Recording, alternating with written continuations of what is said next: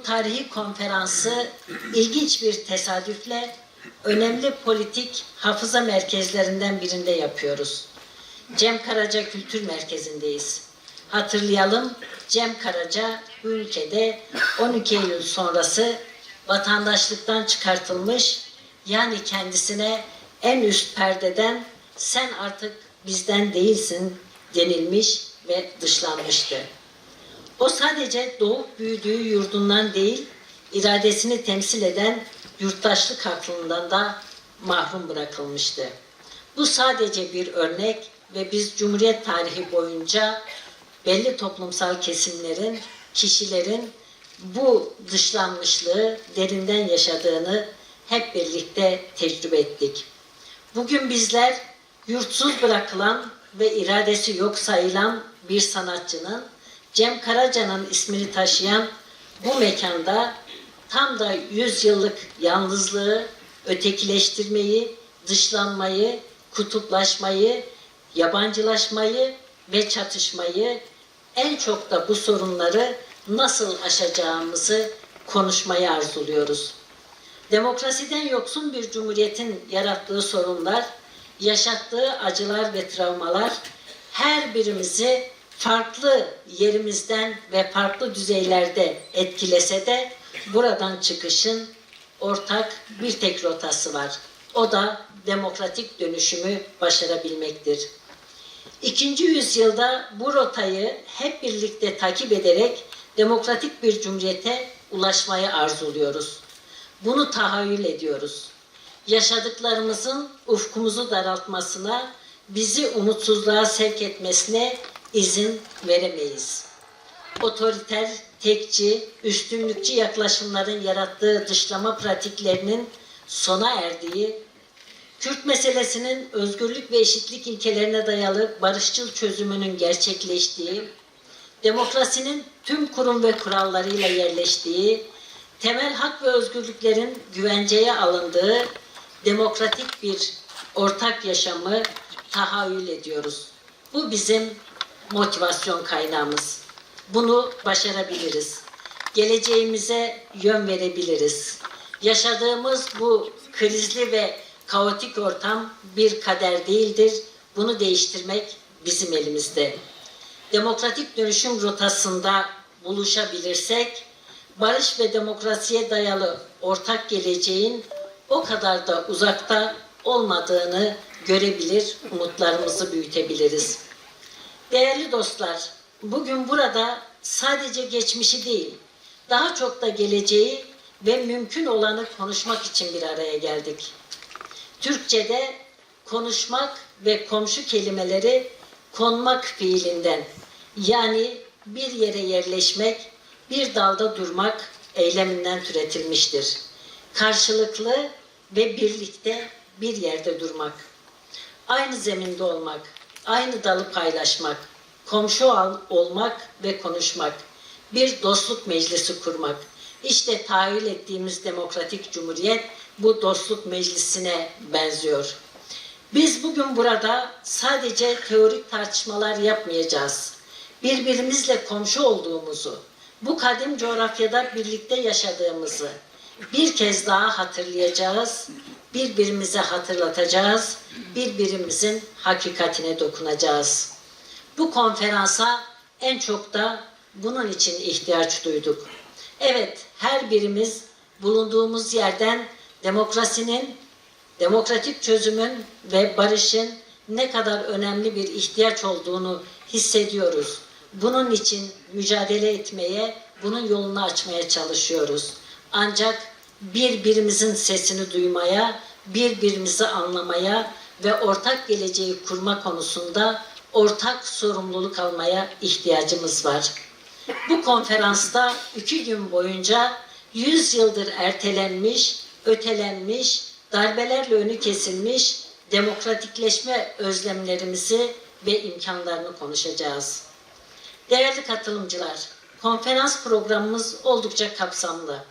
Geçen yüzyılın muhasebesini ve bakiyesini, içinden geçtiğimiz sürecin siyasal ve toplumsal krizlerini, aynı zamanda çözüm imkanlarını konu alan önemli sunumlar yapılacak. Ben ayrıntılı bir değerlendirme yapmayacağım. Kısaca içinden geçtiğimiz dönemin 4 temel özelliğine değinerek demokratik dönüşümün kaçınılmaz ancak zorlu olduğuna dikkat çekmek istiyorum. Sürecin birinci özelliği çoklu krizlerin yaşandığı bir dönemden geçiyor olmamızdır. Bunun küresel ve bölgesel gelişmelerden kaynaklanan boyutu olmakla birlikte bizim sorunumuz olan, bu ülkenin sorunu olan, hepimizin ortak sorunu haline gelen hukuk krizi, adalet krizi, otoriter yönetim krizi, ekonomik kriz, siyasi kriz, ekoloji krizi, erkeklik krizi, kimlikleri kabullenememe krizi gibi çok boyutlu sorun alanlarımız var. Bu çoklu kriz durumunun yarattığı bir kaos, karmaşa ve belirsizlik hali de beraberinde kendisini getiriyor. Bu nedenle toplumda biraz umutsuzluk, çokça mutsuzluk ama daha fazlasıyla da beklentili, hareketsiz bir ruh hali var. Toplumu, halkı öznellik konumunun dışında tutan bu hali değiştirmek durumundayız. Çünkü demokratik dönüşümün temel dinamiği, temel öznesi halktır, toplumdur. Toplumun dinamik, değiştirici gücü yapısal bir suskunluk yaşarsa demokrasi ölür. Bu nedenle demokratik dönüşüm artık ekmek su kadar yaşamsal bir ihtiyaç haline gelmiştir. Demokrasiyi ölümden kurtarabilmek, ölüm döşeğinden alabilmek için tüm toplumun tüm farklılıklarıyla birlikte sorumluluk almasının zamanı gelmiştir. Bu çoklu krizlerin kesişim alanında siyaset yaparak, barışı toplumsal mücadele pratiklerini açığa çıkartarak aşmak mümkündür.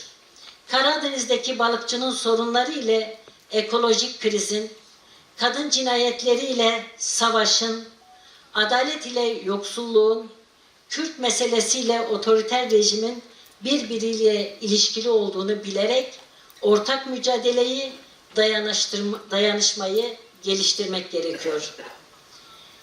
İçinden geçtiğimiz sürecin ikinci temel özelliği ise kapıya gelip dayanan demokratik dönüşüm sürecinin sancılarının çok derin ve sarsıcı olmasıdır. Demokratik dönüşüm her şeyden önce sistemsel bir karakter taşıdığı için en çok da iktidarlar bundan etkilenirler. 25 yıllık iktidar değişecek mi? Değişime direnecek mi? Siyasal rejimi mi değiştirdi? Kritik eşik artık aşıldı mı? Muhalefetsiz bir rejim mi inşa ediliyor? Kürt sorununda yeni bir oyalama sürecinin içinde mi geçiyoruz gibi hayati sorular yanıt arıyor. Ancak realite şu ki iktidar da bir değişimin arefesinde olduğunu biliyor ve bunun sancılarını yaşıyor ve yaşatıyor. Artık Cumhuriyet'in 2. yüzyılında muhalefet de iktidar da değişimin kaçınılmaz sonuçlarıyla yüz yüze gelmiştir.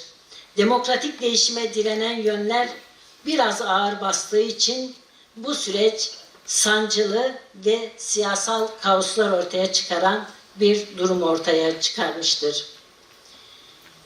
İçinden geçtiğimiz sürecin üçüncü karakteri ise 100 yıla aşkın tarihsel arka planı bulunan son 40 yılda büyük çatışmaların yaşanmasına ve büyük acıların, travmaların yaşanmasına neden olan Kürt meselesinde büyük bir değişim ihtiyacının ve imkanının ortaya çıkmış olması var.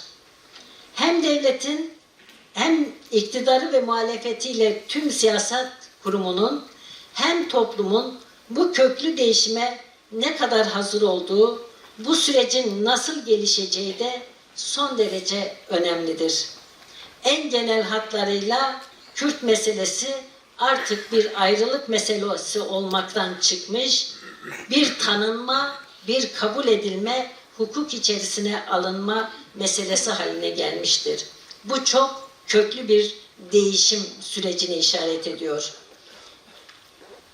Ve bu köklü değişimin en önemli özelliği şudur ki Kürt realitesi siyasi olarak söylenen ama pratikte dışlanan Kürt realitesi artık hukuk kapısına gelip dayanmıştır.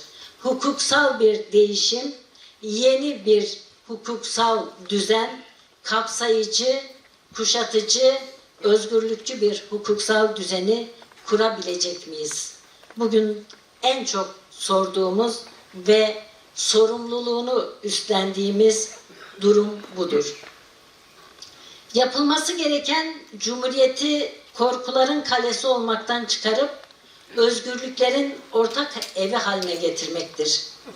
Demokratik ulus bu ortak evin eşit ve özgür yurttaşlarını, kapsayıcı bütüncül hukuk temel sütunlarını, demokratik cumhuriyet ise çatısını oluşturacaktır.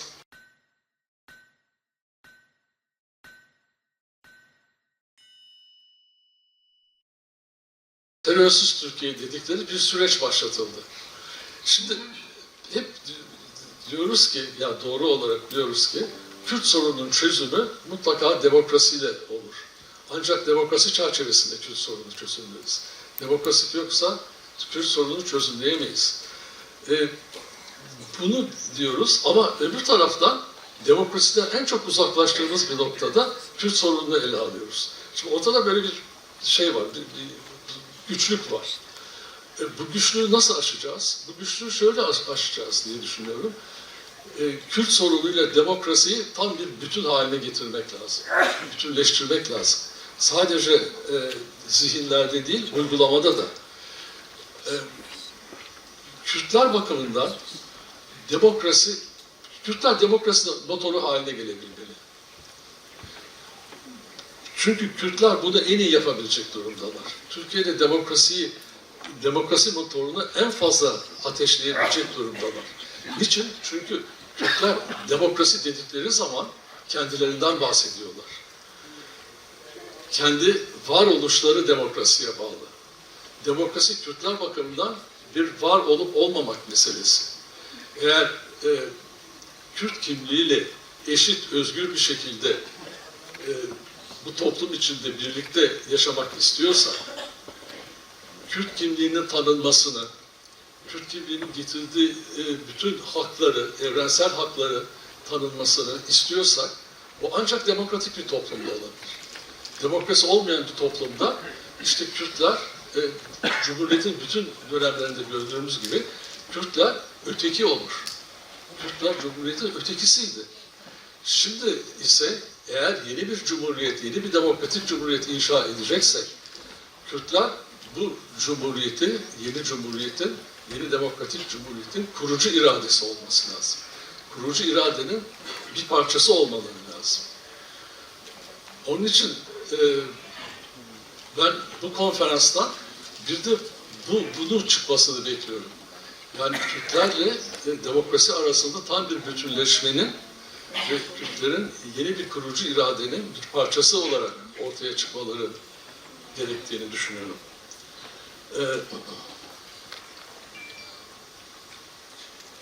Yani Kürt siyasi hareketi bugün Türkiye'deki demokrasi bakımından en önemli hareket olarak görüyorum.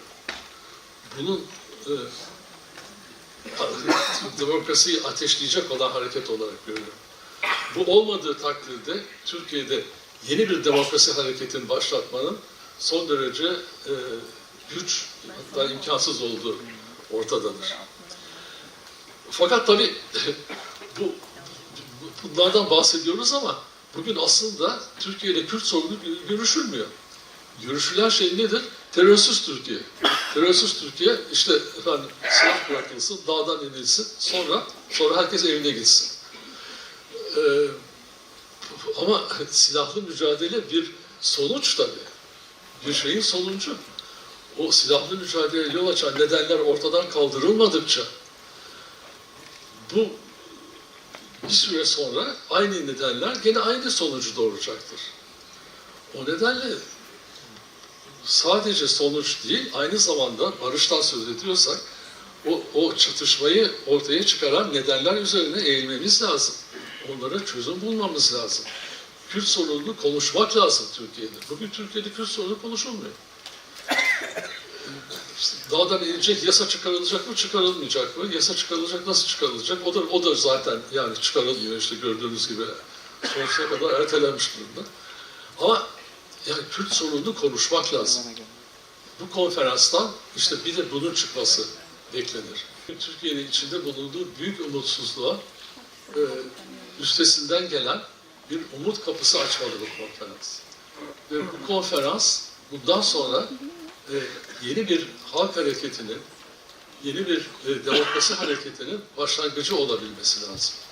O yüzden bu konferansın çok başarılı geçmesini ve dediğim gibi umutsuzluğun ötesine geçen bir umut kapısı açmasını yürekten dilerim.